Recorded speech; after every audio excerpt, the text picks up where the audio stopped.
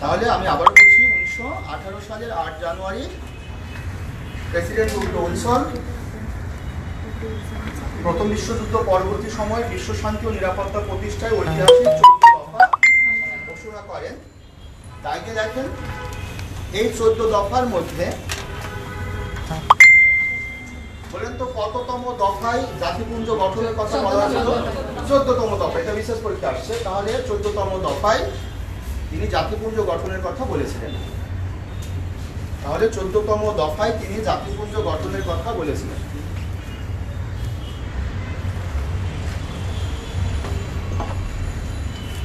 চোদ্দতম দফায় জাতিপুঞ্জ গঠনের কথা বলেছিলেন।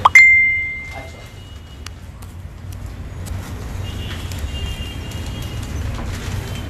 এবার যদি আমি প্রশ্নগুলো আপনাদেরকে ভেঙে ভেঙে বলি, আপনি একটু শুনেন। আপনার যে প্রশ্নটি সেটা হচ্ছে যে 1919 সালের 28শে জুন এটা প্রথম ভার্সাই চুক্তি স্বাক্ষরিত হয়, আর দ্বিতীয় ভার্সাই চুক্তি আর 1920 সালের 10 জানুয়ারি এই দ্বিতীয় ভার্সাই চুক্তি কার্যকর হয়, আর 1939 সালের 1 সেপ্টেম্বর দ্বিতীয় বিশ্বযুদ্ধ শুরু হয়, আর 1945 সালের 2 সেপ্টেম্বর দ্বিতীয় বিশ্বযুদ্ধ আনুষ্ঠানিকভাবে সমাপ্ত হয়, আর 1945 সালের 26শে জুন জাতিসংঘ সনদ স্বাক্ষরিত হয়, আর 1945 সালের 24শে অক্টোবর জাতিসংঘ সনদ কার্যকর হয়, আর 1946 সালের 20 এপ্রিল জাতিপুঞ্জকে আনুষ্ঠানিকভাবে বিলুপ্ত করা হয়।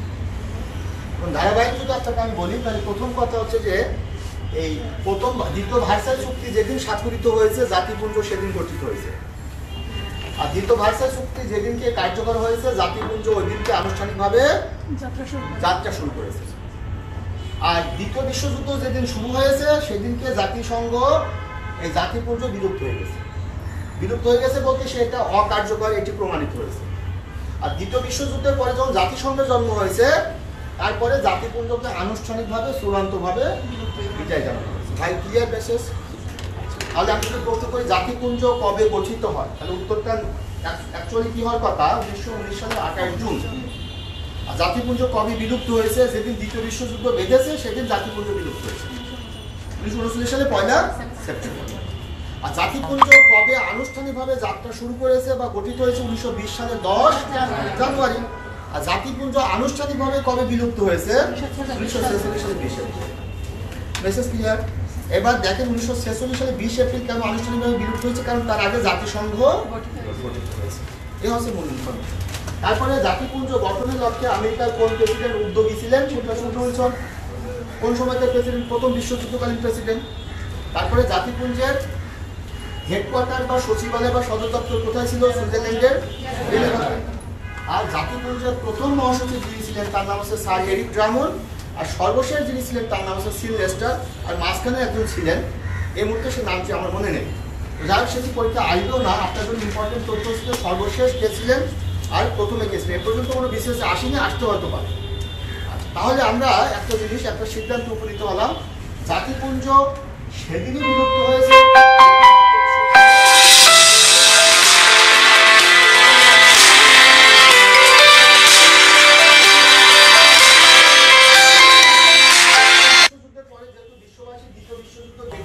জাতিপুঞ্জ সেটির নিশ্চয়তা দিয়ে তার জন্ম হয়েছিল। যেহেতু জাতিপুঞ্জের ব্যর্থতায় দ্বিতীয় বিশ্বযুদ্ধ শুরু হয়েছে, কাজে 1949 সালে 1 সেপ্টেম্বর জাতিপুঞ্জ বিলুপ্ত হয়ে গেছে। আপনাদের পরীক্ষা যদি প্রশ্ন আছে এর মধ্যে থেকে আসবে। তারপরে এই জাতিপুঞ্জ গঠনের লক্ষ্যে উদ্যোগী কে ছিলেন? সেটা হচ্ছে উড্রো উইলসন। অর্থাৎ উড্রো উইলসন প্রথম বিশ্বযুদ্ধের পরে বিশ্ব শান্তি নিরাপত্তার জন্য কয় দফা ঘোষণা করেছিলেন?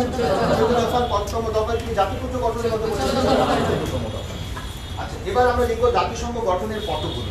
জাতিসংঘ গঠনের পটভূমি। জাতিসংঘ গঠনের পটভূমি।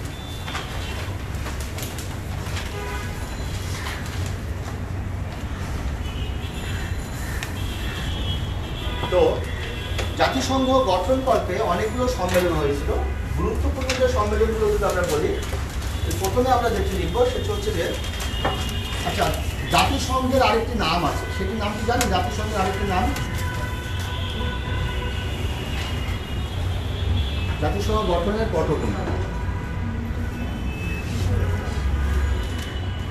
জাতিসংঘের আরেকটি নাম হচ্ছে রাষ্ট্রসংঘ, মনে রাখবেন। জাতিসংঘের আরেকটি নাম হচ্ছে রাষ্ট্রসংঘ। রাষ্ট্রসংঘ। এখন এই জাতিসংঘ গঠনকল্পে যতগুলো সম্মেলন হয়েছে উল্লেখযোগ্য, সেগুলোকে আমরা ধারাবাহিকভাবে যদি লিখতে চাই, একটা প্রথমে একটা নাম লেখেন, সেটা হচ্ছে যে লন্ডনে আটা ও মস্কোতে ডিম খেতে চাইলে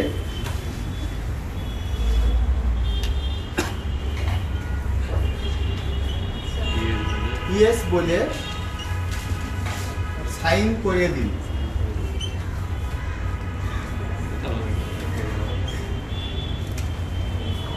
লন্ডনে আটা ও মস্কোতে ডিম খেতে চাইলে ইয়েস বলে সাইন করে দিন। অর্থাৎ দেখেন আমরা উল্লেখযোগ্য যে সম্মেলনগুলো জাতিসংঘ গঠনের লক্ষ্যে হয়েছে, উদ্যোগগুলো, সেগুলো লিখছি।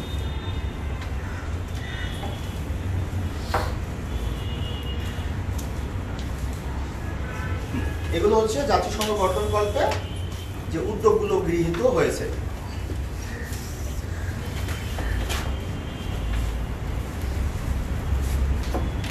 আচ্ছা, প্রথমে আমরা এই যে লন্ডনে আমরা কি পাচ্ছি, এখান থেকে আমরা পাচ্ছি সেটা হচ্ছে লন্ডন ঘোষণা।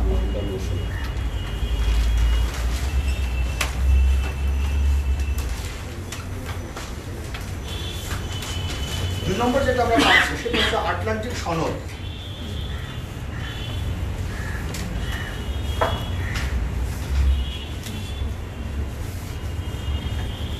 আচ্ছা, এরপরে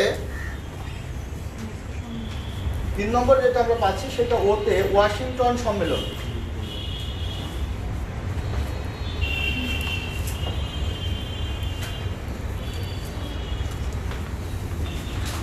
তারপরে 4 নম্বর যেটা আমরা পাচ্ছি সেটা হচ্ছে মস্কো সম্মেলন।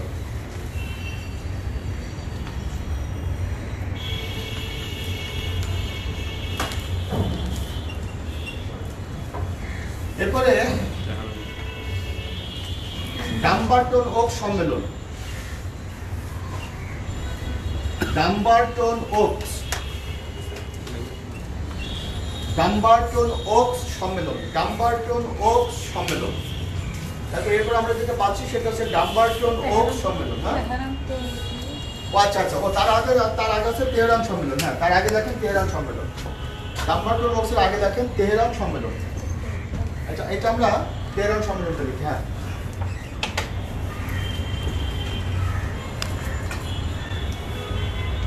তেহরান সম্মেলন। এরপরে আমরা যেটা লিখবো সেটা হচ্ছে ডাম্বারটন ওকস সম্মেলন। আপনাদের এবারে বিশেষ একটা প্রশ্ন আসছে যে আইএমএফ কবে গঠিত হয়েছে, তাই না? আচ্ছা, আপনারা কে কি আনসার করেছেন সেটা ভিন্ন। আনসার হবে 1945 সালে। কারণ এই আইএমএফ গঠনের লক্ষ্যে যে সম্মেলনটি হয়েছে সেটা 1944 সালে হয়েছে। সেটার নাম হচ্ছে ব্রেটন উডস সম্মেলন, আর কি নাম শুনছেন। আচ্ছা, যাই হোক, সেটা কিন্তু একটা উদ্যোগ। তাহলে এরপরে আমরা কি লিখবো? ডাম্বারটন ওকস সম্মেলন। এরপরে হচ্ছে যেটা ইয়েস কি হচ্ছে ইয়াল্টা সম্মেলন।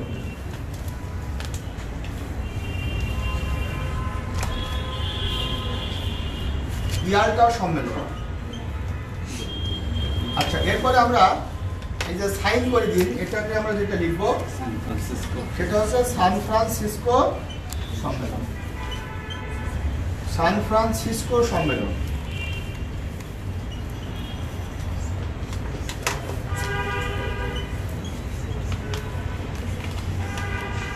এগুলো মূলত জাতিসংঘ গঠনকল্পে এই উদ্যোগগুলো মূলত ছিল। আরো অনেকগুলো সম্মেলন হয়েছে, তবে এগুলো হচ্ছে উল্লেখযোগ্য। লন্ডন ঘোষণা, আটলান্টিক সনদ, এরপরে হচ্ছে ওয়াশিংটন সম্মেলন, তারপরে মস্কো সম্মেলন, তেহরান সম্মেলন, এরপরে ডাম্বারটন ওকস সম্মেলন, এরপরে ইয়াল্টা সম্মেলন, তারপরে কি সান ফ্রান্সিসকো সম্মেলন। আচ্ছা, এখন আপনারা লন্ডন ঘোষণা দিয়ে কোলন দেন। লন্ডন ঘোষণা দিয়ে কোলন দেন। লন্ডন ঘোষণা সম্পর্কে লেখেন। হ্যাঁ, লন্ডন ঘোষণা লিখে কোলন দেন। কোলন দিয়ে লেখেন জাতিসংঘ গঠনের প্রথম পদক্ষেপ ছিল লন্ডন ঘোষণা।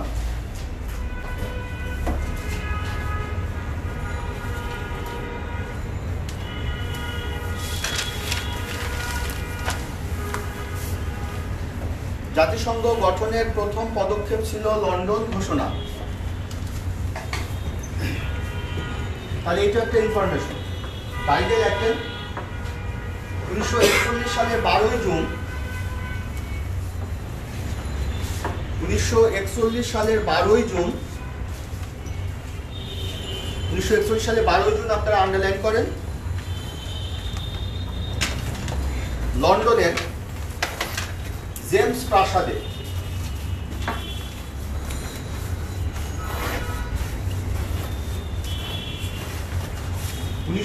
সালের 12 জুন লন্ডনের জেমস প্রাসাদে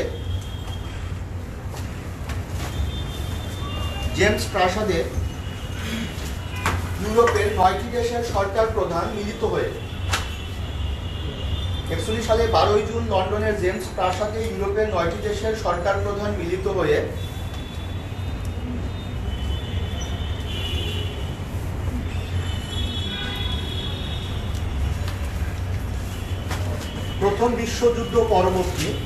দ্বিতীয় বিশ্বযুদ্ধ পরবর্তী মিলিত হয়ে দ্বিতীয় বিশ্বযুদ্ধ পরবর্তী সময়ে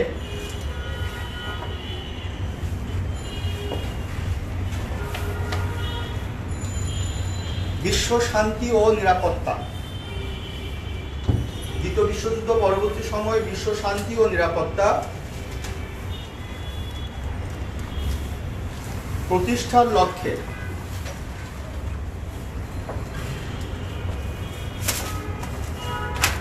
সম্মিলিতভাবে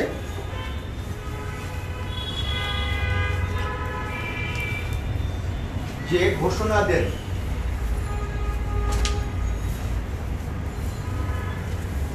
ইতিহাসে সেটি লন্ডন ঘোষণা নামে খ্যাত।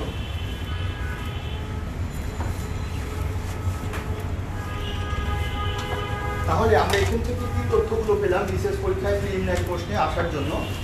সেটি হচ্ছে জাতিসংঘ গঠনের প্রথম পদক্ষেপ কোনটি ছিল? লন্ডন ঘোষণা। নাম্বার 2 হচ্ছে লন্ডন ঘোষণা কবে স্বাক্ষরিত হয়েছে? তথ্য। তারপরে ঐতিহাসিক জেমস প্রাসাদ কোন সংস্থা গঠনের সাথে সম্পর্কযুক্ত? সেটি হচ্ছে জাতিসংঘ। তারপর জেমস প্রাসাদ কোন দেশে অবস্থিত? ব্রিটেনে কোথায়? সেটা হচ্ছে লন্ডনে। এভাবে আপনার কি করবেন, ইনফরমেশনগুলো ভেঙে ভেঙে আন্ডারলাইন করে ফেলবেন।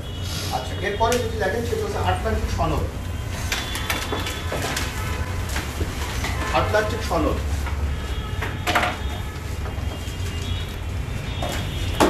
জাতিসংঘ গঠনের দ্বিতীয় পদক্ষেপ ছিল আটলান্টিক সনদ স্বাক্ষর।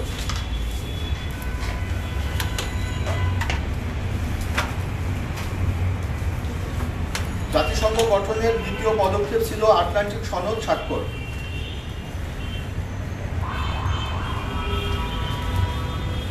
এরপর লেখেন 1941 সালের 14 আগস্ট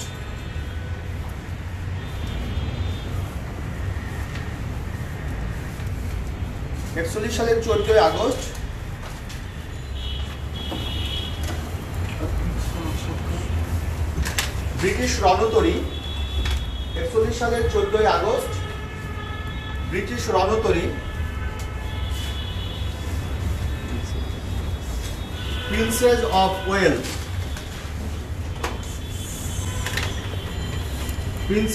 ওয়েলসে মিলিত হয়ে 1941 সালের 14 আগস্ট ব্রিটিশ রণতরী প্রিন্সেস অফ ওয়েলসে মিলিত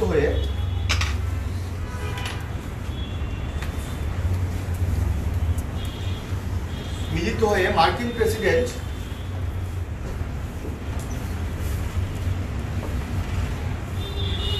Franklin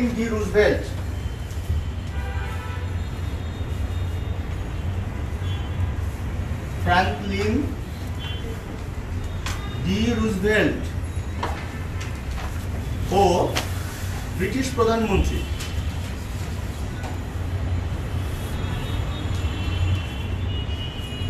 Winston Churchill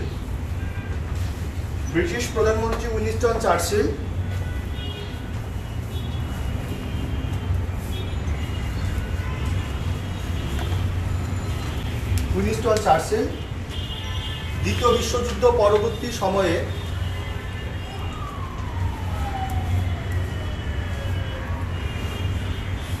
Winston Churchill দ্বিতীয় বিশ্বযুদ্ধ পরবর্তী সময়ে বিশ্ব শান্তি ও নিরাপত্তা প্রতিষ্ঠায়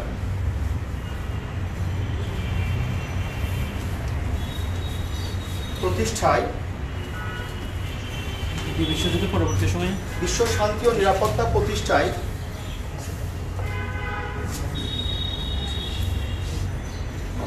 যে যৌথ ঘোষণায় স্বাক্ষর করেছিলেন, বিশ্ব শান্তি ও নিরাপত্তা প্রতিষ্ঠায় যে যৌথ ঘোষণায় স্বাক্ষর করেছিলেন, যৌথ ঘোষণায় স্বাক্ষর করেছিলেন সেটি আটলান্টিক সনদ নামে খ্যাত।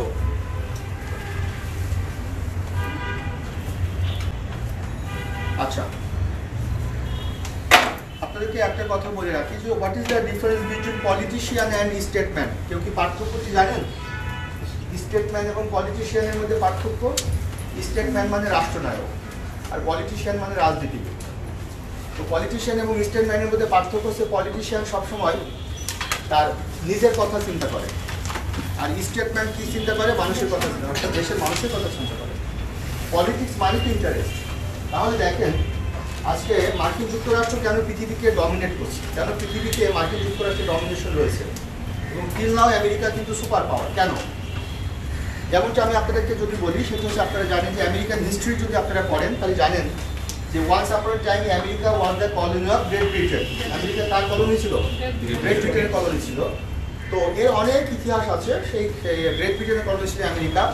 একটা পর্যায়ে আমেরিকার জনগণ কিন্তু গ্রেট ব্রিটেনের বিরুদ্ধে স্বাধীনতার ঘোষণা দিয়ে তারা যুদ্ধ করেছে এবং চূড়ান্ত বিজয় অর্জন করেছে, এটা আপনারা জানেন। কাজেই আমেরিকা কিন্তু ভুলে যায়নি। এবং যদি আপনি দেখেন যে ওয়ার্ল্ড ওয়াইড, বিশেষ করে ব্রিটেনে যখন জেমস ওয়াট স্টিম ইঞ্জিন আবিষ্কার করেছে সেখানে ইন্ডাস্ট্রিয়াল রেভলিউশন হয়েছে। ইন্ডাস্ট্রিয়াল রেভলিউশন মানে কি? শিল্প বিপ্লব। একটা পর্যায়ে এর প্রেক্ষিতে ব্রিটিশরা বিশ্বের বিভিন্ন অঞ্চলে যখন তারা কলোনি গড়ে তুলেছে, সেই কলোনি থেকে তারা র মেটেরিয়ালস সংগ্রহ করেছে এবং তাদের দেশে শিল্পায়নের মাধ্যমে তারা প্রোডাক্ট তৈরি করেছে। সেই প্রোডাক্টগুলো আবার তারা কী করেছে? তাদের কলোনিগুলোতে বিক্রি করেছে। এবং এভাবে কিন্তু বিশ্বের ইউরোপের অনেক রাষ্ট্রগুলো কিন্তু তারা বিশ্বের বিভিন্ন অঞ্চলে তারা কলোনি স্থাপন করেছে এবং এগুলোকে কেন্দ্র করে কিন্তু একসময় প্রথম বিশ্বযুদ্ধ বেঁধেছে। তো প্রশ্নটি হচ্ছে যে এভাবে যে ব্রিটিশের কলোনিয়ালিস্ট শক্তি, তারপরে ফ্রান্স কলোনিয়ালিস্ট শক্তি, তারপরে যদি বলেন জার্মানরা কলোনিয়ালিস্ট শক্তি বা ইম্পেরিয়ালিস্ট শক্তি, যেভাবেই বলেন না কেন, তো একটা পর্যায়ে আমেরিকা, আপনি দেখছেন যে আমেরিকা গ্রেট ব্রিটেনের অধীনে শাসিত হয়েছে। তারপরে একটা পর্যায়ে আমেরিকা জনগণ ব্রিটেনের বিরুদ্ধে যুদ্ধ করে স্বাধীনতা অর্জন করেছে। এবং সর্বোপরি যখন আপনার প্রথম ভার্সাই চুক্তি হয়, দ্বিতীয় ভার্সাই চুক্তি হয়েছে, সেই দ্বিতীয় ভার্সাই চুক্তির মাধ্যমে যখন আপনার ফার্স্ট ওয়ার্ল্ড হয়েছে, যে ফার্স্ট ওয়ার্ল্ড ওয়ারে যখন আমরা দেখেছি অ্যালাইড পাওয়ার ভিক্টোরি অ্যাসিড করেছে, অর্থাৎ মিত্র শক্তি জয়লাভ করেছে। এবং ফার্স্ট ওয়ার্ল্ড ওয়ারে আমরা দেখছি এক্সিস পাওয়ার কলাপস করেছে। ফার্স্ট ওয়ার্ল্ড ওয়ারে 4টি এম্পায়ার কিন্তু কলাপস করেছে, Ottoman empire, Russian empire, Austro-Hungarian empire এবং আরেকটা কি আরেকটা হচ্ছে জার্মান এম্পায়ার। 4টি এম্পায়ার কিন্তু কলাপস করেছে। এবং আপনার ফার্স্ট ওয়ার্ল্ড ওয়ারের পরে যতগুলো এই ক্ষতি হয়েছে ফার্স্ট ওয়ার্ল্ড ওয়ারে, সমস্ত ক্ষতিপূরণ দিতে বাধ্য করা হয়েছে জার্মানদেরকে, যেটা কিন্তু আরেকটা যুদ্ধের কারণ ছিল। তো একটা পর্যায়ে আপনার এভাবে হচ্ছে আপনার ব্রিটিশরা বা তারপর ইউরোপের অনেকগুলো শক্তি তারা বিশ্বের বিভিন্ন দেশ তারা রাজত্ব করেছে, শাসন করেছে। একটা পর্যায়ে যখন অ্যাডলফ হিটলার 1933-তে জার্মানির চ্যান্সেলর হয়েছে অ্যাডলফ হিটলার, তখন কিন্তু সে ফার্স্ট ওয়ার্ল্ড ওয়ারের মাধ্যমে জার্মানদেরকে যারা ক্ষতিপূরণ দিতে বাধ্য করেছে ভার্সাই চুক্তির মাধ্যমে, সেই সমস্ত রাষ্ট্রের প্রতি কিন্তু অ্যাডলফ হিটলার কিন্তু প্রতিশোধ পরায়ণ হয়ে উঠেছে।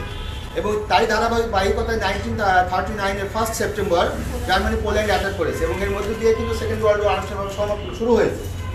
একটা পর্যায়ে অ্যাডলফ হিটলার কী করেছে, সারা বিশ্বব্যাপী সে বিশেষ করে ইনিশিয়ালি এই যুদ্ধের নাম ছিল ইউরোপিয়ান ওয়ার, পরবর্তী এই যুদ্ধের নাম হয়েছে সেকেন্ড ওয়ার্ল্ড ওয়ার। এখন যখন আপনার ইউরোপীয় যে রাষ্ট্রগুলো যুদ্ধে লিপ্ত হয়েছে এবং একটা পর্যায়ে যখন অ্যাডলফ হিটলার ইউরোপের দেশ পোল্যান্ড আক্রমণ করার মধ্য দিয়ে দ্বিতীয় বিশ্বযুদ্ধ শুরু করেছে, আটলান্টিক মহাসাগরের ওপারে কিন্তু রয়েছে আমেরিকা, আটলান্টিক মহাসাগরের ওপারে রয়েছে আমেরিকা। তো ওপারে আমেরিকা থাকার প্রেক্ষিতে আমেরিকা কিন্তু সেকেন্ড ওয়ার্ল্ড ওয়ারে সে কিন্তু ইনভলভ হচ্ছে না। কেন ইনভলভ হচ্ছে না? এটা হচ্ছে আমেরিকার একজন প্রেসিডেন্ট, তার নাম হচ্ছে জেমস মনরো। তার নাম শুনছেন? জেমস মনরো, এটা হচ্ছে আমেরিকার 5th প্রেসিডেন্ট, তার নাম হচ্ছে জেমস মনরো। তিনি 1823 সালে তার একটা নীতি ছিল, তার নাম কি ছিল? মনরো ডক্ট্রিন বা পলিসি অফ আইসোলেশন। আপনারা জানেন আমেরিকা যখন গ্রেট ব্রিটেনের বিরুদ্ধে স্বাধীনতা অর্জন করলো, তখন আমেরিকার ফার্স্ট প্রেসিডেন্ট হিসেবে দায়িত্ব নিলেন জর্জ ওয়াশিংটন। তো পৃথিবীতে যে কোনো দেশের প্রধানমন্ত্রী বা প্রেসিডেন্ট দায়িত্ব নেওয়ার পরেই সেই রাষ্ট্রের বৈদেশিক নীতি কী হবে এটা বিশ্ববাসীর কাছে তাকে পরিষ্কার করতে হয়। যেমন যে আমাদের জাতির পিতা বঙ্গবন্ধু শেখ মুজিবুর রহমান আমাদের ক্ষমতায় সমাসীন হওয়ার পরে কিন্তু আমাদের পররাষ্ট্রনীতির কথা বলেছিলেন, সকলের সাথে বন্ধুত্ব, কারোর সাথে শত্রুতা নয়। একইভাবে আমেরিকার প্রথম প্রেসিডেন্ট যখন জর্জ ওয়াশিংটন দায়িত্ব নিলেন, তো স্বভাবতই বিশ্ববাসীর কাছে আমেরিকার পররাষ্ট্রনীতিকে তুলে ধরতে হলো যে আমেরিকার ফরেন পলিসি কী হবে। তো জর্জ ওয়াশিংটন দেখলেন যে আমেরিকা যখন ব্রিটেনের বিরুদ্ধে যুদ্ধ করেছে, সেই সময় কিন্তু ফরাসিদের সাথে ব্রিটিশদের যুদ্ধ হয়েছে, এবং একটা পর্যায়ে আপনারা জানেন যে ব্রিটিশরা কিন্তু ফরাসিদের শত্রু, এবং ফরাসিদের একটা পর্যায়ে কিন্তু আমেরিকানদেরকে সহযোগিতা করেছে যুদ্ধে। তো এভাবে বিভিন্ন স্প্যানিশদের সাথে যুদ্ধ হচ্ছে, জার্মানদের সাথে ব্রিটিশদের দ্বন্দ্ব আছে, ফ্রান্সের সাথে ব্রিটেনের দ্বন্দ্ব আছে, এরকমভাবে ইউরোপের দেশগুলোর মধ্যে ঝামেলা আছে। একটা পর্যায়ে যখন আপনার জাতিপুঞ্জ যখন গঠিত হলো, সেই সময় কিন্তু জাতিপুঞ্জ গঠনের উদ্যোক্তা ছিল কিন্তু আপনার উইলসন। বাট আপনি বলতে পারেন যে তাহলে মার্কিন যুক্তরাষ্ট্র কেন জাতিপুঞ্জের মেম্বার ছিল না? কিন্তু অনেকে জানেন যে মার্কিন যুক্তরাষ্ট্র জাতিপুঞ্জ গঠনের উদ্যোক্তা, বাট সে জাতিপুঞ্জ গঠনে মানে সে জাতিপুঞ্জের মেম্বার ছিল না। তাহলে কেন সেই মেম্বার ছিল না? তার কারণ হচ্ছে যে যখন জাতিপুঞ্জ গঠিত হলো, তারপরে আমেরিকা পরবর্তীতে এই জাতিপুঞ্জের মেম্বার কেন ছিল না? কারণ জাতিপুঞ্জ গঠিত হওয়ার পরে জাতিপুঞ্জের দায়িত্ব কি ছিল? যে বিশ্ব শান্তি এবং নিরাপত্তা প্রতিষ্ঠা করা। শুধু তাই নয়, বিশ্ব শান্তি নিরাপত্তা প্রতিষ্ঠা করতে গিয়ে আপনার দুষ্টের দমন এবং শিষ্টের লালন, এটি আপনাকে বাস্তবায়ন করতে হবে। মার্কিন যুক্তরাষ্ট্র যদি জাতিপুঞ্জের সদস্য হয়, তাহলে এই যে ভার্সাই চুক্তির মাধ্যমে যে জার্মানদেরকে ক্ষতিপূরণ দিতে বাধ্য করা হলো, সেই জার্মানিতে একসময় আবার যুদ্ধ বাঁধাবে। আর জার্মানি যদি যুদ্ধে বাধায় তাহলে জাতিপুঞ্জের সদস্যর কারণে আমেরিকাকে একটা ভাইটাল রোল প্লে করতে হবে। তো আমেরিকা এই ঝামেলা এসে যেতে চায়নি, সুতরাং এই জন্য আমেরিকা জাতিপুঞ্জের মেম্বার হয়নি। এবার আসেন, তাহলে আমেরিকা যে জাতিপুঞ্জের মেম্বার হয়নি কোন নীতির আলোকে? আমেরিকার প্রথম প্রেসিডেন্ট জর্জ ওয়াশিংটন যখন দায়িত্ব নিলেন, তখন কিন্তু বিশ্বব্যাপী আমেরিকার সম্পর্ক কী হবে, আমেরিকার সাথে বিশ্বের বিভিন্ন রাষ্ট্রের সম্পর্ক কী হবে, এইটা নিয়ে তিনি একটি নীতি ঘোষণা করলেন। ইতিহাসে এটিকে বলে পলিসি অফ নিউট্রালিটি। কেউ কি নাম শুনছেন? এটিকে বলে পলিসি অফ নিউট্রালিটি। আমেরিকার ফার্স্ট ফরেন পলিসি ছিল policy of neutrality. Policy of neutrality K declare দিয়েছিল? জর্জ ওয়াশিংটন 1793 সালে। তিনি কি বলেছিলেন? তিনি বলেছিলেন যে আমেরিকা যুক্তরাষ্ট্রের বৈদেশিক নীতির উদ্দেশ্য হবে বিশ্বের অপর রাষ্ট্রের সাথে শুধুমাত্র বাণিজ্যিক সম্পর্ক স্থাপন করা এবং রাজনৈতিক সম্পর্ক সর্বদা এড়িয়ে চলা। ইউরোপের পারস্পরিক সমস্যা এবং সেসব সমস্যা থেকে উদ্ভূত দ্বন্দ্ব ও বিদ্বেষ আমাদের জাতীয় স্বার্থের জন্য প্রয়োজনীয় নয়, এবং এসব ক্ষেত্রে আমেরিকা যদি নিরপেক্ষতা নীতি অনুসরণ করে, তাহলে আন্তর্জাতিক ক্ষেত্রে আমেরিকার শক্তি এবং মর্যাদা বহুলাংশে বৃদ্ধি পাবে। আপনার কি মনে হচ্ছে কথাটা বাংলা? মনে হচ্ছে কথা বাঙালির কথা? এটা বাঙালি বলে এক কথা বলি দিত যে আমেরিকার উদ্দেশ্য হবে কারোর সাথে কোনো ঝামেলা যাবে না, কিন্তু এই কথাকে বাংলায় রূপান্তর করা হয়েছে ইংরেজি থেকে। আবার বলছি, আমেরিকা যুক্তরাষ্ট্রের পররাষ্ট্রনীতির উদ্দেশ্য হবে বিশ্বের অপর রাষ্ট্রের সাথে শুধুমাত্র বাণিজ্যিক সম্পর্ক স্থাপন করা এবং রাজনৈতিক সম্পর্ক সর্বদা এড়িয়ে চলা। ইউরোপের পারস্পরিক সমস্যা এবং সেসব সমস্যা থেকে উদ্ভূত দ্বন্দ্ব ও বিদ্বেষ। কোনো বাঙালি তো জানে না what is the difference between দ্বন্দ্ব অ্যান্ড বিদ্বেষ, তাই না? এরপরে বলা হচ্ছে যে আমেরিকা যদি এসব ক্ষেত্রে নিজেকে নিরপেক্ষ রাখে, বা আমেরিকা যদি এগুলোতে না গলায়, যদি এড়িয়ে চলে, তাহলে আমেরিকার শক্তি এবং মর্যাদা বহুলাংশে কেন বৃদ্ধি পাবে? কারণ কমবে না, এই জন্য বাড়বে। যুদ্ধে জনহিত মর্যাদা কমবে এবং শক্তি কমবে। এভাবে আমেরিকা 1793 সাল থেকে 1823 সাল পর্যন্ত আমেরিকার বৈদেশিক নীতি পরিচালিত হয়েছে, এবং এই পলিসিকে বলে পলিসি অফ নিউট্রালিটি, মানে নিরপেক্ষতা নীতি।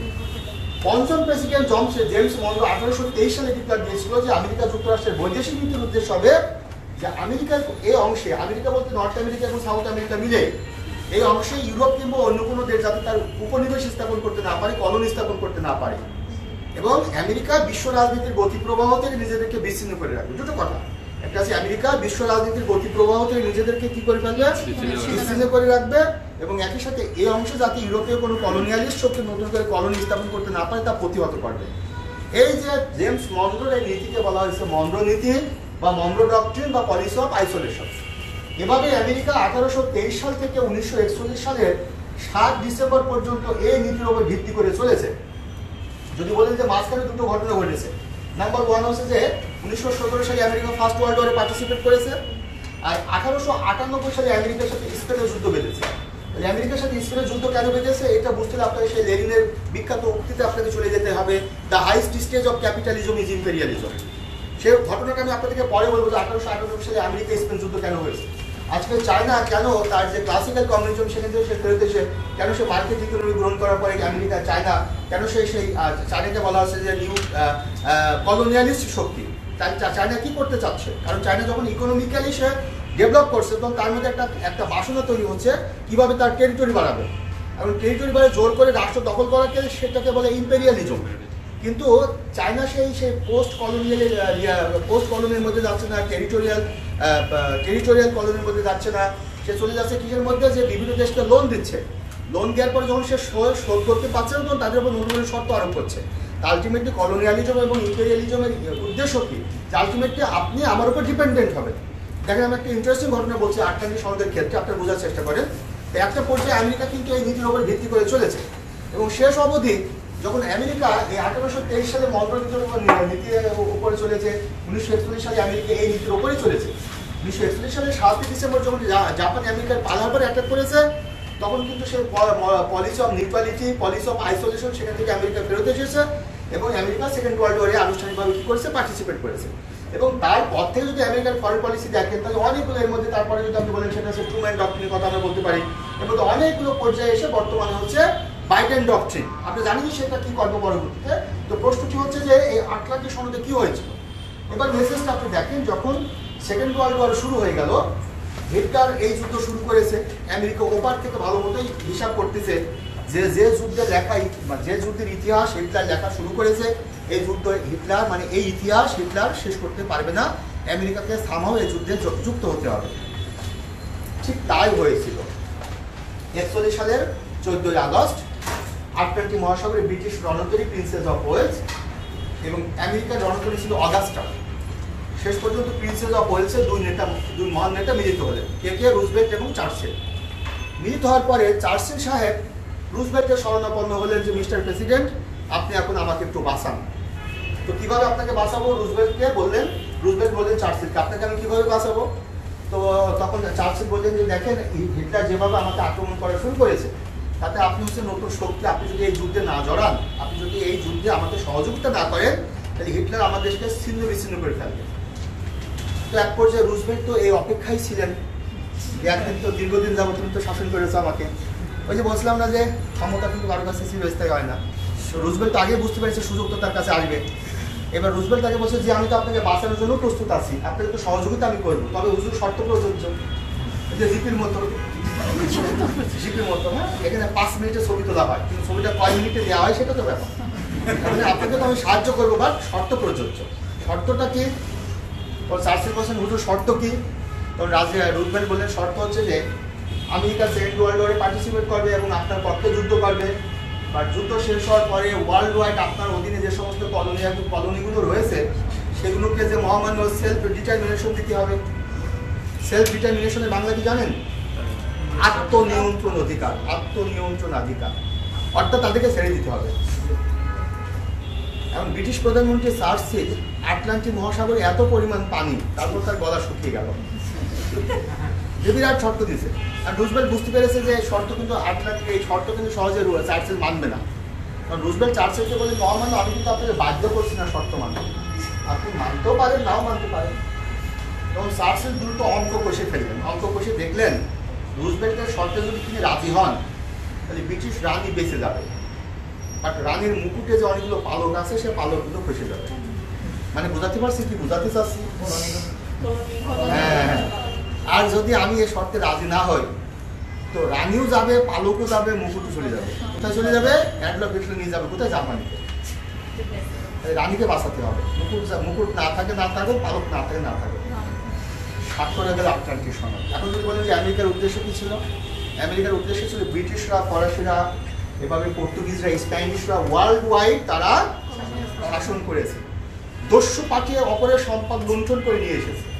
এবার আমেরিকাও ঠিক সম্পদ লুণ্ঠন করবে, কিন্তু নতুন কায়দায়।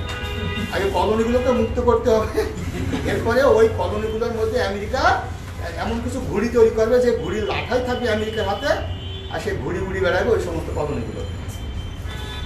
এবার সেই ঘুড়িগুলো কি ছিল? অর্থনীতির ঘুড়ি, IMF, ওয়ার্ল্ড ব্যাংক, বাণিজ্যের ঘুড়ি ITO, সামরিক ঘুড়ি ন্যাটো, পরে তো WTO, আর রাজনীতির ঘুড়ি হচ্ছে জাতিসংঘ। স্বাক্ষর হয়ে গেল। এবার আমেরিকা যে ওই যে চার্চিলকে কথা দিয়েছিল সেকেন্ড ওয়ার্ল্ড ওয়ারে সে পার্টিসিপেট করবে এবং ব্রিটেনের পক্ষে জড়াবে, এবার যদি বলেন যে স্যার 1941 সালে অর্থাৎ 1941-এর 7 ডিসেম্বর জাপান কর্তৃক আমেরিকার পার্ল হারবার যে নেভাল বেস সেটা অ্যাটাক হয়েছিল, আমেরিকার মিলিটারি এজেন্সি, আমেরিকার যে ইন্টেলিজেন্স এজেন্সি তারা কি জানবে না জাপানে আকাঙ্ক্ষা করেছে? Definitely it was proven that America সেটা জানতো এবং আমেরিকা জাপানকে সেটা আক্রমণ করার সুযোগ করে দিয়েছে, যাতে এই সুযোগে আমেরিকা সেকেন্ড ওয়ার্ল্ড ওয়ারে পার্টিসিপেট করে। আমি আপনাদের বোঝাতে পারছি? এটাকে মনে হচ্ছে যে খুব নর্মাল ইনফরমেশন। কতগুলো বই পড়তে হচ্ছে বুঝতে পারছেন? এবার ঠিক সেই ঘটনা ঘটলো 1941 সালে 7 ডিসেম্বর জাপানে আকাম করে বসলো। সে আকামটাকে 353টি যুদ্ধ বিমান নিয়ে আমেরিকার পার্ল হারবার অ্যাটাক করলো, করে আমেরিকা 188টি যুদ্ধ বিমানকে ধ্বংস করলো, আমেরিকা 4টি বা 6টি জাহাজকে ডুবিয়ে দিল, আমেরিকার 2402 জন অফিসারকে হত্যা করলো, 1082 জনকে আহত করলো। আর আমেরিকা এই অজুহাতে সেকেন্ড ওয়ার্ল্ড ওয়ারে পার্টিসিপেট করলো এবং পার্টিসিপেট করে শেষ পর্যন্ত 1945-এর 6th অগাস্ট আর 9th অগাস্ট রেসপেক্টিভলি আমেরিকা জাপানের উপর মিলিটারি তার যে অ্যাটমিক উইপন সেটা অ্যাপ্লিকেশন করলো। এখন যদি বলেন যে স্যার আমেরিকাকে জাপানের উপর অ্যাপ্লিকেশন করেছে, এটা জাপান যেহেতু আমেরিকাকে আক্রমণ করেছে সেই কারণে না, দুটো message. After second world war America is going to be emerge as a super power, এই মেসেজটা কনভে করতে চেয়েছে কাকে? সোভিয়েত রাশিয়াকে। কিন্তু সোভিয়েত রাশিয়া কিন্তু এত দুর্বল না, কারণ আমেরিকা যে মিলিটারি উইপন্স, আমেরিকা যে নিউক্লিয়ার উইপন, আমেরিকা যে অ্যাটমিক উইপন্সের অধিকারী হয়েছে এবং শেষে 1945-এর জুলাই মাসে সে পরীক্ষা চালিয়েছে, বাট সোভিয়েত গোয়েন্দা আগে বুঝতে পেরেছে আমেরিকা একটা ঘটনা ঘটাবে, কারণ 1941-এ স্টালিনকে বাদ দিয়ে, মার্শাল স্টালিনকে বাদ দিয়ে রুজভেল্ট এবং চার্চিল দেখা করেছে কোথায়? ওই আটলান্টিক মহাসাগরে।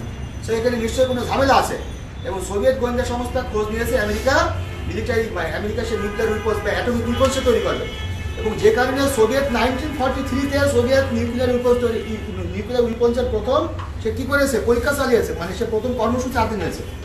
এবং যখন সেকেন্ড ওয়ার্ল্ড ওয়ারে আমেরিকা জাপানের উপরে আণবিক বোম নিক্ষেপ করলো, তারপরে যখন জাপান আনুষ্ঠানিকভাবে সারেন্ডার করলো, তারপরে 1949-এর 4th এপ্রিল, আমি যে গত 41 বিশেষে প্রশ্ন আসছে একটা, যে উত্তর আটলান্টিক চুক্তি কবে গঠিত হয়েছে, কবে চুক্তি সংস্থা? 1949, সেটা ছিল ন্যাটো। ন্যাটো গঠিত হয়েছিল 1949-এর 4th April. After that in 1949-এর 29th অগাস্ট সোভিয়েত রাশিয়া প্রথমবারের মতো নিউক্লিয়ার উইপন্সের পরীক্ষা চালিয়েছিল এবং ঠিক এখান থেকে মূলত স্নায়ু যুদ্ধের শুরু হয়েছিল। যদিও তার আগে 1947-এর 12 মার্চ, যেটা হচ্ছে মার্শাল ট্রুম্যান ডকট্রিন যেটা। এবার আমি আপনাকে মিলিয়ে দিচ্ছি, ঠিক তাই ঘটে গেল। সেকেন্ড ওয়ার্ল্ড ওয়ার শেষ হয়ে গেল। সেকেন্ড ওয়ার্ল্ড ওয়ারের পর ইউনাইটেড নেশনস অর্গানাইজেশন গঠিত হলো। তার লাস্ট যে অর্গানাইজেশন ছিল তার নাম কি ছিল? ট্রাস্টিশিপ কাউন্সিল, বাংলায় কি বলে? ওসি পরিষদ। শেষ পর্যন্ত দেখেন 1945-এর সেকেন্ড ওয়ার্ল্ড ওয়ার সমাপ্তর পরে ঠিকই কিন্তু বিশ্বের বিভিন্ন দেশের অধীনে যে সমস্ত কলোনিগুলো ছিল সেই কলোনিগুলো কি হয়ে গেল? মুক্ত হয়ে গেল এবং ঠিকই কিন্তু মার্কিন যুক্তরাষ্ট্র নতুন করে সেই রাষ্ট্রগুলোর মধ্যে প্রভাব বিস্তার করা শুরু করলো। কি দিয়ে? ওয়ার্ল্ড ব্যাংক, IMF, তারপর ক্লিম্যাটিক ইকোনমিকে প্রমোট করার জন্য পরবর্তীতে গ্যাট, তারপরে পরবর্তীতে WTO, তারপরে সেই মিলিটারি দিক থেকে পাওয়ার অর্জন, স্বীকৃতি অর্জন, ন্যাটো গঠন করেছে। আর সারা বিশ্বের পলিটিক্স কন্ট্রোল করে কি দিয়ে? ইউনাইটেড নেশনসকে দিয়ে। এবার দেখেন সে রুজভেল্ট কি শব্দ দেখেছিল সেটা কিন্তু বাস্তবায়িত হলো, অর্থাৎ চার্চিল কিন্তু ঠিকই সেই জায়গায় ধরার জন্য আটলান্টিক মহাদেশে এবং আমেরিকা দেখেন সেটা দিয়ে কিন্তু রাজত্ব করছে। কিন্তু আপনি জানেন রুজভেল্ট জন্মগতভাবে ছিল পঙ্গু, পোলিও ছিল এবং হুইল চেয়ারে চলাফেরা করতো, নিচের অংশটা ছিল অবশ, মস্তিষ্ক তো ছিল শানিত। সে তো স্টেট, সে তো পলিটিশিয়ান না, সে হচ্ছে স্টেটম্যান। সে 1941-এ 41 সালে যে স্বপ্ন সেটা আজকে দেখেন 2021 সালে আমেরিকা ওয়ার্ল্ড ওয়াইড সেই কাজটাই করছে। এখন আমেরিকা কেন আজকে বিশ্বের বিভিন্ন দেশগুলোকে ব্রিটিশ, পর্তুগিজ এই সমস্ত দেশ কাছ থেকে কলোনিগুলোকে মুক্ত করতে চেয়েছে? তার একটাই কারণ হচ্ছে যে আমেরিকা দীর্ঘদিন যাবত যে policy of isolation, policy of নিউট্রালিটির মধ্যে ছিল, যেখানে বড় কোনো যুদ্ধে লিপ্ত হয়নি। এবার ব্রিটিশরা আমেরিকাতে শাসন করার সময় আমেরিকার প্রচুর উর্বর মাটি, সেখানে ব্রিটিশরা প্রচুর তুলা উৎপাদন করেছে, যেগুলোকে বলেছে কটন কিংডম। আর সাবকন্টিনেন্টের মানুষগুলোকে বলেছে তোমরা নীল চাষ করো, এই নীল রং আর ওদেরকে তুলা দিয়ে সুতা, এটিতে তারা পোশাক তৈরি করে তারা বিশ্বের কলোনিয়ালিস্ট যে কলোনিগুলো ছিল সেখানে তারা বিক্রি করেছে। এই জন্য শেষ পর্যন্ত নেপোলিয়ন বোনাপার্ট কিন্তু ব্রিটিশদের বলে গিয়েছিল যে এরা আছে দোকানদারের জাত। এই ব্রিটিশ জাতিটা কিসের জাত? এখন যদি বলেন স্যার দোকানদারের জাত বলে এখানে নেপোলিয়ন কি মজা পেয়েছে? বিরাট অপমানসূলক কথা। এই কথাটা কিন্তু ছোটখাটো কথা, এটা কি ব্রিটিশদের মতো একটা সভ্য জাতিকে কি বলছে। এবং আপনি কি জানেন যে 1815 সালে ওয়াটারলু যুদ্ধে যখন নেপোলিয়ন হেরে যাওয়ার পরে কিন্তু ব্রিটিশের সাথে সাথে তাকে গ্রেপ্তার করেনি। নেপোলিয়ন হেরে গিয়ে নিউ ইয়র্কে পালাতে যাচ্ছিল, পরে আটলান্টিক মহাসাগরে নেপোলিয়নকে খুঁজে পেয়েছে কারা, ব্রিটিশরা। তারপর তো তাকে নেপোলিয়নকে নির্বাসন দিয়েছে কোথায়, সেন্ট্রাল ইউনিয়ন। এবং বলা হয়ে থাকে নেপোলিয়ন 1821 সালে 5 মে মৃত্যুবরণ করেছে, কিন্তু তাকে বিষাক্ত বস্তুসার শরীরে প্রবেশ করে ব্রিটিশরা তাকে হত্যা করেছে। এই যে ব্রিটিশদের সাথে ফরাসিদের দ্বন্দ্ব, জার্মানদের সাথে ব্রিটিশদের দ্বন্দ্ব, এবং অ্যাডলফ হিটলারের স্বপ্ন কি ছিল? অ্যাডলফ হিটলার ছিল টোটালিটারিয়ানিস্ট। আফটার সেকেন্ড ওয়ার্ল্ড ওয়াইড জার্মানরা শাসন করবে, আর নেপোলিয়নের স্বপ্ন ছিল দুনিয়া শাসন করবে ফ্রান্স। আর কিন্তু এটার একটাও জার্মানি পারেনি, একটাও ফ্রান্স পারেনি। ঔষধে কে করেছে? ব্রিটিশরা। দেখেন আজকে এই জন্য দেখবেন গ্রাম অঞ্চলে যাদের মাথায় একটু কুবুদ্ধি, তাদেরকে বলা যায় একটা ব্রিটিশ। আপনি যখন বেলফোর্ট ডিক্লারেশনের আগে এসে ব্রিটিশরা কি করেছে, আরব দেশগুলোকে বলেছে তোমাদের জন্য স্বতন্ত্র রাষ্ট্র গঠন করবো, আবার ইসরায়েলকে বলেছে না তোমার জন্য রাষ্ট্র আলাদা হবে। কাউকে কিন্তু ব্রিটিশ ঠিক করতে দেয়নি। আজকে যদি রোহিঙ্গা ইস্যু, আপনি রোহিঙ্গা ইস্যুটা যদি পড়েন, ব্রিটিশদের সাথে কিন্তু সেকেন্ড ওয়ার্ল্ড ওয়ারের প্রাককালে কিন্তু জাপানের যুদ্ধ হয়েছে। সেই ব্রিটিশরা কিন্তু সবসময় কিন্তু আপনার ডিভাইড অ্যান্ড রুল করেছে। যখন দেখেছে তারা ইউনাইটেড হচ্ছে, তখন তাদেরকে ডিভাইড করে দিয়েছে। ডিভাইড করলে তার শক্তি দুর্বল হয়ে গেছে, ব্রিটিশরা সেই কাজ করেছে। তাহলে আমি আপনাকে আটলান্টিক সনদ পড়াচ্ছি। আটলান্টিক সনদে কি হয়েছে? আটলান্টিক সনদে যেটা হয়েছে সেটা আমেরিকা লাভবান হয়েছে। এবং আমেরিকা লাভবান হয়ে কি করেছে? আমেরিকা প্রচুর পরিমাণ উৎপাদন করেছে। আমেরিকা যেহেতু কোনো যুদ্ধে লিপ্ত হয়নি, প্রচুর উৎপাদন করেছে। উৎপাদন করার পরে আমেরিকার যে সমস্ত ব্যবসায়ী, যে সমস্ত কৃষকরা আমেরিকান গভর্নমেন্টকে বলেছে যে আমরা যে উৎপাদন করলাম এগুলো তো আমরা ভোগ করছি, ভোগ করার পর যেগুলো সারপ্লাস থাকছে, যেগুলো উদ্বৃত্ত থাকছে, এগুলো তো আমরা বিক্রি করবো। আর বিক্রি করতে পারে কি করতে হবে? নতুন নতুন মার্কেট খুঁজতে হবে। আর সেই মার্কেটের অংশ হিসাবে 1898 সালে স্প্যানিশদের কান ফাটিয়ে ল্যাটিন আমেরিকা তাদেরকে বিতাড়িত করলো, এবং ল্যাটিন আমেরিকা নতুন করে তার সাম্রাজ্য স্থাপন করলো। এবার আমেরিকা যখন ক্যাপিটালিজম সিস্টেমটা প্রমোট করলো, পরবর্তীতে ক্যাপিটালিজমের মাধ্যমে সেখানকার মানুষগুলো শোষিত হওয়া শুরু করলো। একটা পর্যায়ে আমেরিকার মদতপুষ্ট ফুলগেন্সিও বাতিস্তাকে চ্যুত করে 1959-এ মিস্টার ফিডেল ক্যাস্ট্রো, তার ভাই রাউল ক্যাস্ট্রো এবং আর্নেস্টো চে গুয়েভারার নেতৃত্বে সেখানে বিপ্লব হয়েছে, সেখানে কমিউনিজম প্রতিষ্ঠিত হয়েছে। এবং এটাকে কেন্দ্র করে পরবর্তীতে 1962-তে কি হয়েছে, সেখানে কিউবার মিসাইল ক্রাইসিস হয়েছে। তাহলে মেসেজ আমি কি মেসেজ দিচ্ছি, যে কোনো ক্যাপিটালিস্ট রাষ্ট্র যখন প্রচুর পরিমাণে প্রডিউস করে, তখন সেগুলো কি করতে হবে? সেল করতে হবে। আর সেল করতে হলে তারা নতুন নতুন মার্কেট খুঁজবে। কোন মার্কেট? যে মার্কেটে প্রচুর জনগণ রয়েছে, কিনতে পারবে এবং তাদের টাকা পয়সাও আছে। এটাই তো ক্যাপিটালিজম। তাহলে এবার কি করতে হবে? মার্কেট ওপেন করে দিতে হবে। তাকে বলতে হবে তোমার মার্কেট ওপেন করো, আমার মার্কেট ওপেন করে দিচ্ছি। This is call free market economy. এভাবে আমেরিকা দীর্ঘদিন যাবত রাজত্ব করেছে। করার পরে যখন অর্থনৈতিক দিক থেকে সে শক্তিশালী হয়েছে, এবং সেকেন্ড ওয়ার্ল্ড ওয়ারের সময় আমেরিকার সাথে তার কম্পিটিশন কে করেছে? সোভিয়েত রাশিয়া কি বলেছে না ফ্রি মার্কেট ইকোনমি চলবে না, রাষ্ট্র নিয়ন্ত্রিত, সেটা তো কমিউনিজম। এই জন্য আমেরিকার সাথে সোভিয়েতের দ্বন্দ্ব হয়েছে। আপনারা কি বুঝছেন আমি কত ইম্পর্টেন্ট কথা বলছি? সোভিয়েতের সাথে আমেরিকার দ্বন্দ্ব কেন হয়েছে? আমেরিকা চেয়েছে ক্যাপিটালিজমকে প্রমোট করতে, সোভিয়েত কি চেয়েছে? কমিউনিজমকে প্রমোট করতে। আমেরিকার ঝামেলা কোন জায়গায়? আমেরিকা দেখছে যদি কমিউনিজম প্রতিষ্ঠিত হয়, তাহলে আমি তো কারোর কাছে পণ্য বিক্রি করতে পারবো না, কারণ ক্যাপিটালিজম মানে তো ফ্রি মার্কেট ইকোনমি। সোভিয়েতকে বিলুপ্ত করার জন্য আমেরিকা এমন কোনো কাজ নেই দুনিয়াব্যাপী সে করেনি। ফর এক্সাম্পল, সোভিয়েতকে বিলুপ্ত করে না যখন 1945 1945-এ সেকেন্ড ওয়ার্ল্ড ওয়ার শেষ হয়ে গেল। সেকেন্ড ওয়ার্ল্ড ওয়ার পরে আফটার 2 ইয়ার্স 1947-এ 12 মার্চ এটা হচ্ছে Truman doctrine. After few days, অর্থাৎ 1947-এ 5 জুন মার্শাল প্ল্যান, একই সাথে dollar diplomacy. After 2 years in 1949 formation of NATO. After 2 years, in 1951, formation of ANZUS. After 3 or 4 years, respectively, CENTO-SEATO. Soviet তার এগেইনস্টে কি করেছে? Commission গঠন করেছে, ওয়ারশো প্যাক্ট গঠন করেছে।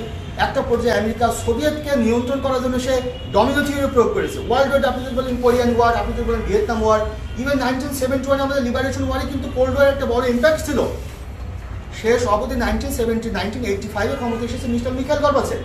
এসে 1987-এ সে গ্লাসনোস্ট পেরেস্ট্রোইকা নীতি ঘোষণা করেছে। একটা পর্যায়ে 1990-এর 3 অক্টোবর 2 জার্মানি ইউনাইটেড হয়েছে। এর পরবর্তী অনেকগুলো ঘটনা আছে। এর পরবর্তীতে 1991-এর 25 ডিসেম্বর মিখাইল গর্বাচেভ ক্ষমতাচ্যুত পদত্যাগ করেছে। আফটার 1 ডে, অর্থাৎ 1991-এর 26 ডিসেম্বর সোভিয়েত রাশিয়া আনুষ্ঠানিকভাবে বিলুপ্ত হয়েছে। এবারে আমেরিকা মনে করেছে ঠিক আছে, আমার যে সমকক্ষ ছিল সে তো শেষ, আর আমি ওয়ার্ল্ড ওয়াইড ডমিনেট করবো। কিন্তু ওই যে 1978-এ চায়না যে মার্কেট ইকোনমি গ্রহণ করেছে, এটা কিন্তু আমেরিকা বলছে। আপনাকে বলছেন আমার কথা, একটু আন্ডারস্টুড সে অনেক ইম্পর্টেন্ট কথা বলছে। চায়না যে কমিউনিজম গ্রহণ করেছে 1949 মাও সেতু, সেখান থেকে কিন্তু চায়না সরে এসেছে। 1978 পরে আমেরিকা চায়না মার্কেট ইকোনমি গ্রহণ করেছে, করার পরে 2001 সালে চায়না কিন্তু WTO মেম্বার হয়েছে। এবং দেখেন চায়না আস্তে আস্তে প্রচুর পরিমাণে প্রডিউস করেছে। চায়নার উদ্দেশ্য কি, চায়নার বৈশিষ্ট্য কি, চায়না খুব সহজে যে কোনো পণ্য নকল করতে পারে। এই যে সব কিছু তো চায়না, এই যে যা কিছু মানে সব তারা রিসার্চ করে তো কি দরকার, মানে আপনার কি দরকার না দরকার আপনি কিন্তু চিন্তা করে আগে চায়না তৈরি করে ফেলবেন। এবার চায়না যখন এত বেশি তৈরি করেছে, করার পরে বিশ্বের প্রত্যেকটা দেশে সে সস্তা পণ্য সে প্রবেশ করছে। এখন আমেরিকা তো এটা তো খেয়াল করিনি, আমেরিকা তো মনে করছে না ফ্রি মার্কেট ইকোনমি যদি চায়না গ্রহণ করে তাহলে আমার জন্য সুবিধা, কারণ চায়না আছে লার্জেস্ট পপুলার স্টেট, চায়নার মধ্যে আমি প্রবেশ করতে পারবো। আমেরিকা মনে করেছে চায়না যে কেমন জিনিস তো আমেরিকা বুঝতে পারে। এতদিন ধরে চায়না বিশ্বের বিভিন্ন দেশে কি করেছে, এক্সপোর্ট করেছে, করতে করতে করতে করতে করতে আমেরিকার মাথা মোটা কোনো প্রেসিডেন্ট বুঝতে পারেনি। এ বুঝেছে সেটা হচ্ছে ট্রাম্প। আমি তো বসবে তো রতন সেন, ট্রাম্প তো পলিটিশিয়ান না, ট্রাম্প হচ্ছে ব্যবসায়ী। কারণ ট্রাম্প তো ক্ষমতা এসেছে, ট্রাম্প ক্ষমতা এসেছে কি বলেছে, first America make America great again. Trump কিন্তু কিছু কিছু কথা সবসময় ফালতু কথা বলে না। যেমন প্রমাণ করে দিন আপনাদেরকে, যেমন উইগুর মুসলিমদের উপর কিন্তু চীন টর্চার করছে, কিন্তু এরদোগান সাহেব তো মুসলিমদের রিপ্রেজেন্টেটিভ, কখনো কি সে ব্যাপারে কোনো কথা বলছেন? পাকিস্তান কি কোনো কথা বলতেছেন? কাশ্মীর ইস্যুতে পাকিস্তানের দরদ উঠলে উঠছে, চাইনিজদেরকে বলো তো দেখি উইগুরের মুসলিমদের উপর টর্চার করে কেন করছে, এই কথাটা পাকিস্তানে বলার সাহস আছে? কারণ পাকিস্তান এবং ভারত নামক দুই কুসন্তান ব্রিটিশ নামক কুমাতার গর্ভে জন্ম নিয়েছিল। পাকিস্তান এবং ভারত নামক দুই কুসন্তান ব্রিটিশ নামক এক কুমাতার গর্ভে জন্ম নিয়েছিল। গর্ভে থাকা অবস্থায় দুই কুসন্তান মারামারি করেছে, মা দ্রুত ডেলিভারি দিয়ে বেঁচেছে এদের অত্যাচার থেকে বাঁচার জন্য, তাই না? এবং সে জন্মের পরে তারা মারামারি শুরু করেছে, মানে ভূমিষ্ঠ হওয়ার পরই মারামারি শুরু করেছে এবং এখন পর্যন্ত মারামারি করতেছে। সুতরাং পাকিস্তান কখনো চীনের বিরুদ্ধে অ্যাকশনে যেতে পারবে না। এখন প্রশ্নটি হচ্ছে যে এই যে দীর্ঘদিন যাবৎ চীন এভাবে বিশ্বের বিভিন্ন দেশে সে পণ্য রপ্তানি করা শুরু করেছে, আমেরিকাতে পণ্য রপ্তানি করা শুরু করেছে, ট্রাম্প এসে দেখেছে এতদিন যাবৎ তাহলে কেউ বুঝতে পারে, তাহলে ট্রাম্প এসে কি যাচ্ছে, চীন প্রচুর পরিমাণে আমেরিকার মার্কেটকে ডমিনেট করছে। একটা পর্যায়ে চীনের পণ্যের উপরে আমেরিকা ট্রাম্প কি করেছে, শুল্ক আরোপ করেছে। এবার ঠিক চীনও তার পণ্যের উপর শুল্ক আরোপ করেছে, ট্রাম্প শেষ পর্যন্ত টিকতে পারেনি। অর্থাৎ বাণিজ্য যুদ্ধে ঠিকই কিন্তু ট্রাম্প হেরে গেছে, কিন্তু ট্রাম্প সবাইকে দেখিয়ে দিয়ে গেছে যে আমি একা চীনের বিরুদ্ধে যে অ্যাকশনে গেলাম আমি কেন পরাজিত হয়েছি, কারণ আগে থেকে উপযুক্ত ব্যবস্থা যদি আমরা নিতাম তাহলে হয়তো আমাদের এই অবস্থা হতো না। এখন ট্রাম্পের ওই পথে তো বাইডেন হাঁটবে না। এখন আমরা তো অনেকে কিন্তু গবেষণা করছিলাম, তার দোকান পর্যন্ত গবেষণা হয়েছে যে চীন চাচ্ছে আমেরিকাতে ক্ষমতায় আসুক কে, বাইডেন। হ্যাঁ, বাইডেন ক্ষমতায় এসেছে। আর রাশিয়ার সাথে বাইডেনের সম্পর্ক গুরুত্ব কেন, কারণ আপনাকে মনে রাখতে হবে রাশিয়ার সাথে ডেমোক্রেটদের সম্পর্ক কোনো সময়ই, কারণ সে 47-এ যখন হ্যারিয়াস ট্রুম্যান, সেও রাশিয়া হচ্ছে ডেমোক্রেটিক প্রেসিডেন্ট, সে হ্যারিয়াস ট্রুম্যান ডক্ট্রিন তো পরবর্তী সোভিয়েত কলাপস করেছে। তাহলে এখন রাশিয়ার সাথে তো বাইডেনের সম্পর্ক খারাপ হবে, এটা তো স্বাভাবিক। তাহলে বাইডেন কেন আবার ইন্ডিয়ার সাথে জোটবদ্ধ হয়ে চীনকে মোকাবেলা করতে চাচ্ছে? ইট ওয়াজ এগেন প্রুভেন দ্যাট আমেরিকাতে প্রেসিডেন্ট নির্বাচন পরিবর্তন হয়, কিন্তু আমেরিকার বৈদেশিক নীতিতে কোনো পরিবর্তন হয়। এখন আমি আবারও সেই মিলিয়ে দিলাম, what is good for capitalism is good for USA, and what is good for USA is good for the world. এখন যদি বলেন যে স্যার তাহলে আমেরিকা কি এখন পর্যন্ত সেই ক্যাপিটালিজমকে প্রমোট করছে, আমেরিকা কি এখন পর্যন্ত সেই গ্লোবালাইজেশনকে প্রমোট করছে? Certainly not. আমেরিকা একটা সন্তানের জন্ম দিবে নতুন করে, ওই সন্তান উদ্দেশ্য আছে ওই সন্তান যেভাবে আমেরিকা স্বার্থ আদায় করবে, এবার ওই সন্তান জন্ম দেওয়ার পরে ঠিক ওই রকম সন্তান যখন অন্য কেউ জন্ম দিবে তখন আমেরিকা নিজের সন্তানকে হত্যা করবে এবং ওই সন্তানকে হত্যা করবে। That means it was again proven that globalization versus protectionism. America চীনের পণ্যের উপর কি আরোপ করেছে শুল্ক? তাহলে মার্কেট ইকোনমি বা ফ্রি মার্কেট ইকোনমি কি শুল্ক আরোপ করার কোনো ব্যবস্থা আছে? এই আমি কি আপনাদের বোঝাতে পারছি কি বলতে চাচ্ছি? তার মানে ঘুরে ফিরে কিন্তু সেই কমিউনিজমকে গ্রাস করার জন্য ক্যাপিটালিজমের উত্থান, আবার ক্যাপিটালিজম কিছুটা প্রমোট করার পরে আবার কিন্তু সেই ক্যাপিটালিজম আবার কমিউনিজমে চলে যাচ্ছে।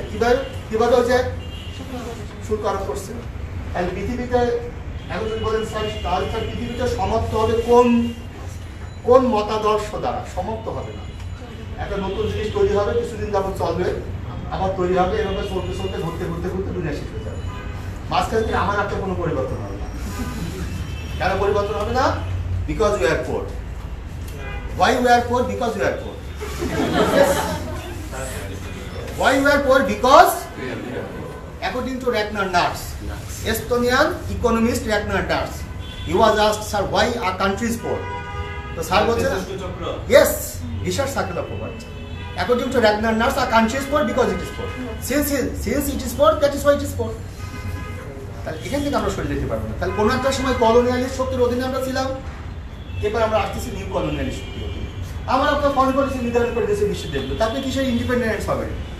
এখন তাহলে এবার যদি বলেন, তাহলে আটলান্টিক সনদ পৃথিবীতে কিন্তু একটা বড় ভূমিকা রেখেছে বিশ্বের রাজনীতি বদল করার জন্য। আচ্ছা, আশা করি আপনারা এনজয় করছেন নাকি?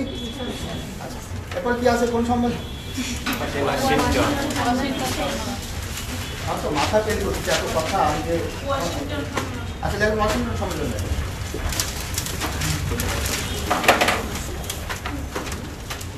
বন্ধ করে দিন। দেখেন ওয়াশিংটন সম্মেলন যে দেখেন 19